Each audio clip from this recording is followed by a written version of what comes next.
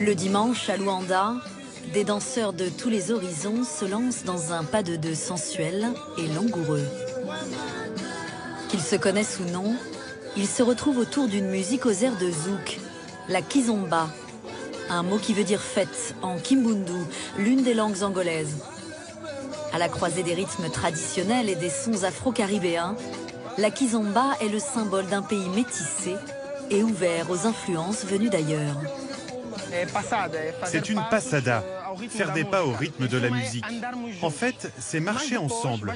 Puis, il suffit d'y ajouter de l'élégance, une attitude. C'est une danse qui permet de s'embrasser. On fait tomber toutes les barrières. Ciment de la vie sociale dans les villages, chants et danses deviennent une arme de contestation au XXe siècle, à l'heure où le peuple angolais réclame son indépendance aux colons portugais. Car dans un Angola longtemps secoué par les convulsions de l'histoire, la musique a toujours uni et réuni, jusqu'à faire danser le monde entier avec la kizomba.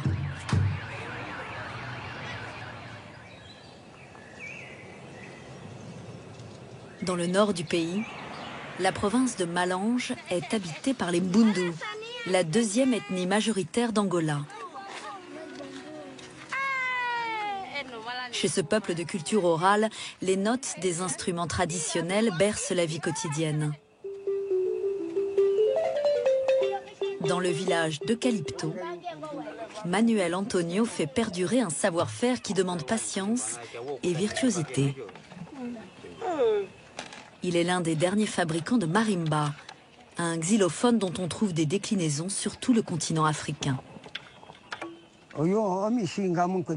Ce bois vient d'un arbre qui s'appelle kitendele. On le fait sécher très longtemps. Puis avec cet outil, on taille le bois pour faire les lamelles de la marimba. Jouer de la marimba, pour nous, c'est comme savoir écrire.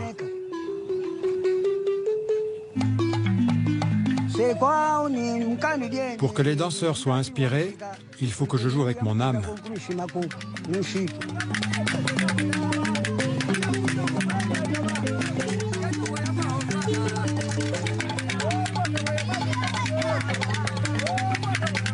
Rites initiatiques, mariages, mais aussi funérailles, les palpitations de la marimba accompagnent toutes les cérémonies qui rassemblent les villageois.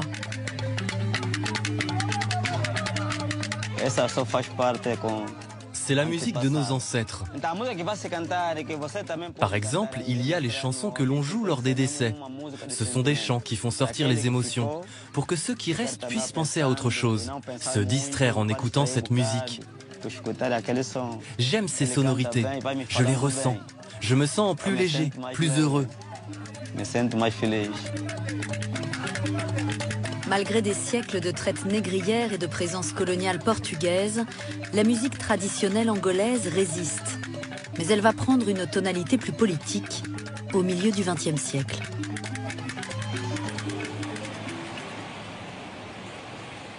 Les habitants des campagnes rejoignent Luanda et son urbanisation anarchique, caractérisée par les moussekes.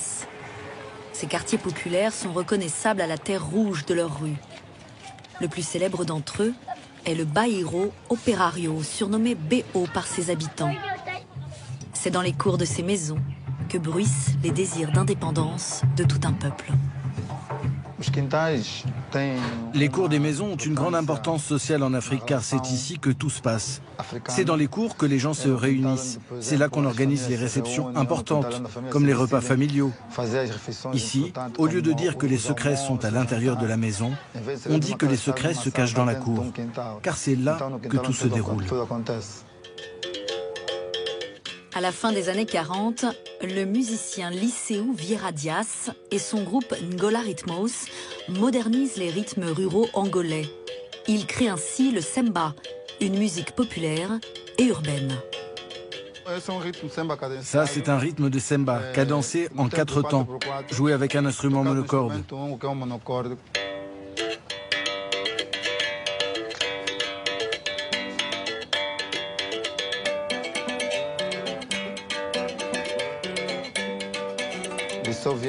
Avec toute l'audace qu'il avait, Liceu Vieira Dias a adapté ses harmonies en les transposant à la guitare acoustique.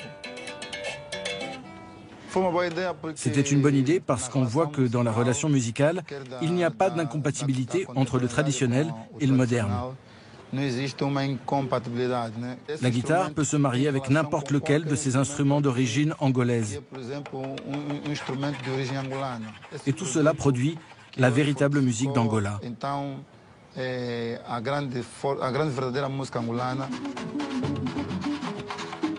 Alors que les colons portugais ont interdit l'usage des langues locales dans les écoles et l'administration, les chansons de Semba sont écrites en Kimbundu, le langage majoritaire dans la région de Luanda.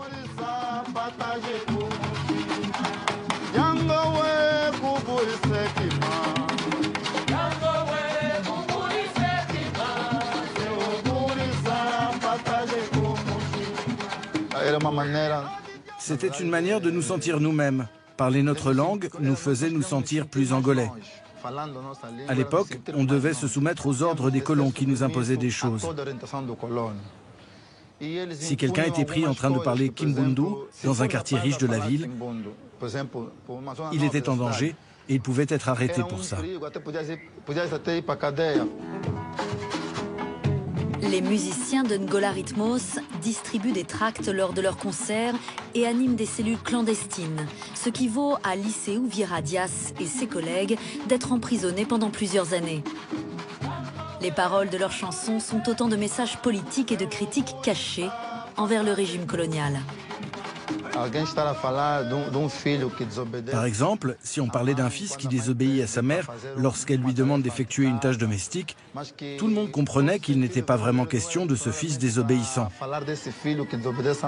C'était un langage codé pour parler à des personnes qui étaient elles aussi fatiguées d'être maltraitées et qui pensaient que si elles gagnaient leur indépendance, elles se débarrasseraient de cette fatigue.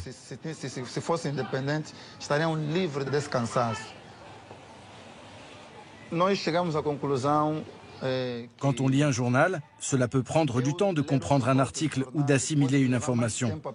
Alors qu'avec la musique, une idée pénètre l'esprit d'une façon incroyable.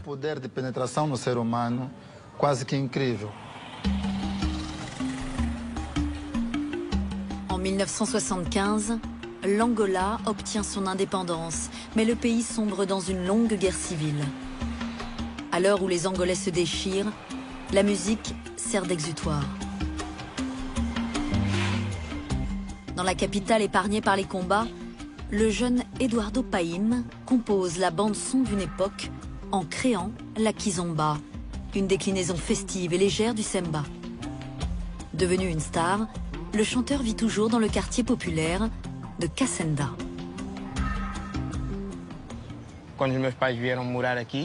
Quand mes parents ont emménagé ici, le quartier était un peu moins peuplé. Vous voyez par là, c'était mon école. Là, c'était la radio nationale. Et moi, j'habitais ici. Comme je n'avais rien à faire, je m'arrêtais souvent à la radio. Et au fur et à mesure, je me suis approché du studio CT1. Il y avait des tas d'instruments, des pianos, des batteries. Tout ça remplissait mon âme. Je passais beaucoup de temps là-bas. Je bidouillais, je commençais à faire des petits trucs. Et je suis resté. Dans ce studio, Eduardo Paim fusionne le semba à des courants musicaux nés parmi les populations descendantes d'esclaves. Le zouk, le compas haïtien ou encore le merengue. J'ai découvert qu'il y avait quelque chose qui nous reliait. Un lien qui suivait les routes des trafics négriers. J'ai compris pourquoi, dans ces régions-là, la musique était si proche de la nôtre. Alors j'ai commencé à réunir tout ça.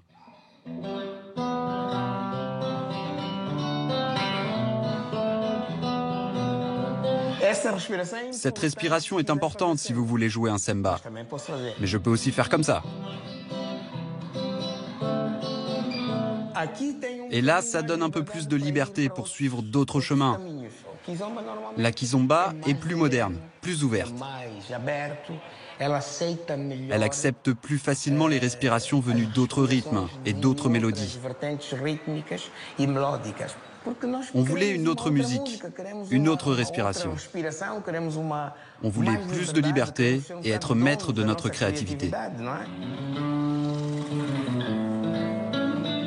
Dans une capitale soumise à un couvre-feu, les soirées deviennent des nuits et la kizomba fait s'entrelacer les corps jusqu'au petit matin.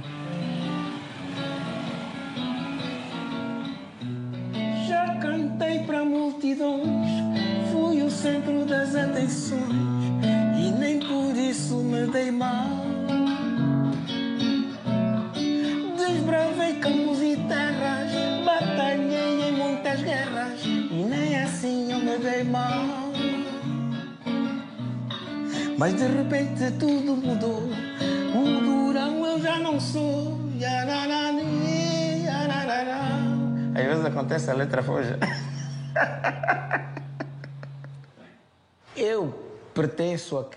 Je fais partie de ceux qui ont redonné sa normalité à la vie quotidienne en chantant l'amour, en chantant les choses de tous les jours, la terre, la beauté de la nature, nos richesses. C'est ma façon de définir la kizomba. Elle réunit tous ces aspects, la nostalgie, les sentiments, l'amour, la joie, mais aussi cette tristesse qui devient ainsi moins pesante. Depuis la fin de la guerre civile en 2002, les rythmes chaloupés de la kizomba continuent de faire vibrer les Angolais. Aujourd'hui, ils dansent au grand air sur la marginale, la promenade emblématique de Luanda. C'est une terre sacrée pour la kizomba. La vue est magnifique. On a la baie qui s'ouvre devant nous. Danser dans la rue, cela permet de rassembler des personnes de toutes les classes sociales, de toutes les croyances. C'est très important. On peut danser avec qui on veut. Pour moi, la kizomba, c'est ça. La liberté et le mélange. Corps en symbiose, jambes emmêlées, le monde entier s'est laissé envoûter par la sensualité et l'érotisme de la kizomba.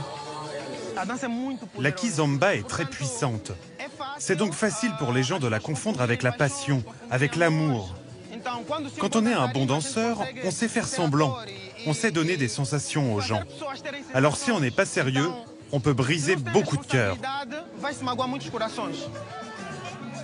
En Angola, la kizomba fait avant tout battre le cœur d'une nation ardente et soudée.